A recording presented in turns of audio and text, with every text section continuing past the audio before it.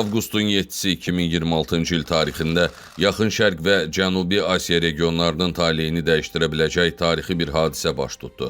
Türkiyə Respublikası, Səudiyyə Ərəbistanı və Pakistan arasında imzalanan Məkkə anlaşması beynəlxalq münasibətlər sistemində yeni bir güc mərkəzinin yaranmasının təməlini qoydu. Məkkə şəhərində imzalanan bu üçtərəfli pakt təkcə hərbi pakt deyil, həm də qlobal miqyasda ənənəvi ittifaq xətlərini silkələyən strateji bir manevr kimi qiymətləndirilir.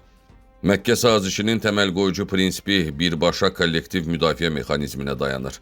Sənədin ən diqqət çəkən və hərbi strateji baxımdan həlledici bəndinə əsasən birimiz hamımız, hamımız birimiz üçün prinsipi sazişin özülünü təşkil eləyir. Üç dövlətdən hər hansı birinə qarşı həyata keçiriləcək istənilən silahlı təcavüz və ya hərbi hücum hər üç ölkəyə qarşı törədilmiş hesab olunacaq. Bu struktur xüsusiyyətinə görə saziş mahiyyət etibarı ilə NATO-nun məşhur 5-ci maddəsinin alternativ və ya daha kompakt regional ekvivalenti kimi çıxış eləyir. Bu müdafiə paktıdır. Hər hansı bir dövlətə qarşı çevrilməyib. Belə bir ifadə də ümumiyyətlə bu anlaşmanın içərisində mövcud deyil. Hədəf regionda, Yaxın Şərqdə və Qərbi Asiyada yeni təhlükəsizlik arxitekturasının qurulmasından gedir. Bu müəyyən mənada balansı dəyişəcəkmi? Bəli.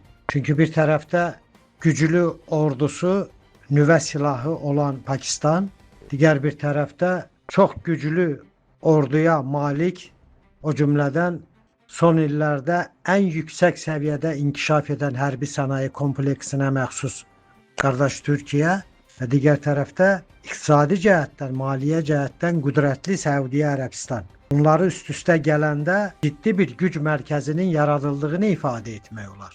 Türkiyənin hərbi texnoloji gücü son illərdə müdafiə sənayesində xüsusilə PUA texnologiyaları, yüksək dəqiqlikli silah sistemləri və kəşfiyyat vasitələrində qlobal liderlərdən birinə çevrilən Türkiyə bu ittifaqın hərbi texniki sütununu təşkil eləyir. Anlaşma Ankaraya ənənəvi qərb mərkəzli təhlükəsizlik arxitekturasından kənarda öz geosferini genişləndirmə imkanı verir.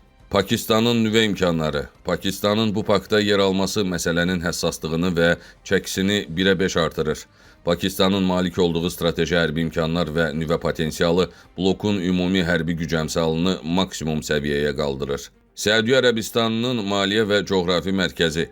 Körfəz bölgəsinin təhlükəsizliyi və qlobal enerji arteriyalarının qorunması baxımından Səudiyyə Ərəbistanı bu üçbucağın maliyyə və logistik mərkəz nöqtəsini formalaşdırır. Dünya Müsəlman Alimlər Birliyi başda olmaqla bir sıra beynəlxalq qurumlarda sazişi müsbət qiymətləndirərək bunu İslam dünyasının təhlükəsizliyi və sülhün qorunması istiqamətində atılan tarixi addım kimi dəyərləndiriblər.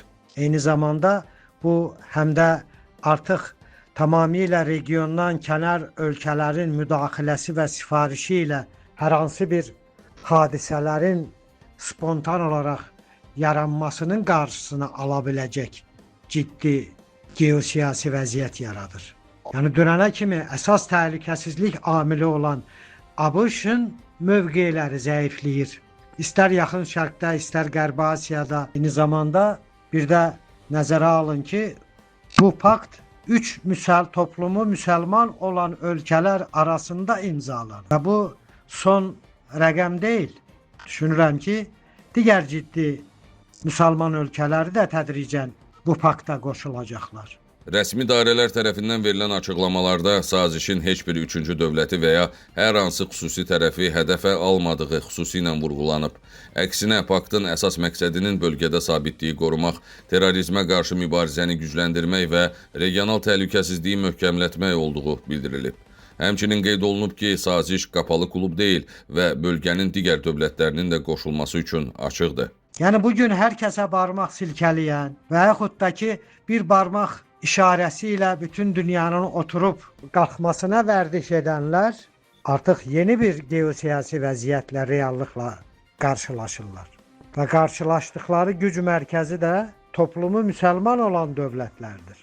Beləliklə, Məkkə sazişi uzun müddətli formalaşmaqda olan çox qütblü dünya nizamının ən bariz regional təzahürlərindən biridir.